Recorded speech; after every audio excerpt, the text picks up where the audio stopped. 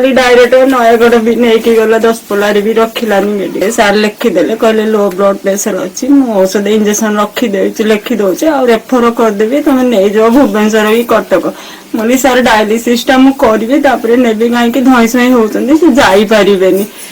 से कहले वार्ड को नहीं जाओ वार्ड को नेली दीदी माने जो हाथ में डायलिसिस होता कंटा की छुंची पड़ा कथा नुह से भैन पिन लगे देले लगेदेला भस भस भस भस ताग ब्लड बोहीगला सब जिते कपा मागिकी पोचिली लुगापटा सार्ट पटा सब ब्लड ला तथापि मुझे कहली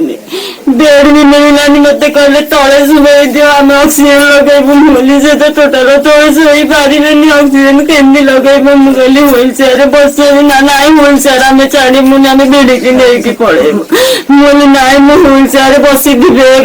ऑक्सीजन लगेबी तथापि ऑक्सीजन व्हील चेयर बसिकी लगेले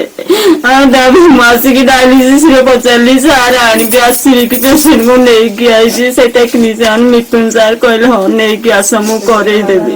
नहीं आसिली तो 5-10 मिनट लगी तो लाइन पलैला लाइन पलैला मो जीवन धनर जीवन पलैगला जेने धन लगे कि लाइन आसलानी 4 घंटा पर्यंत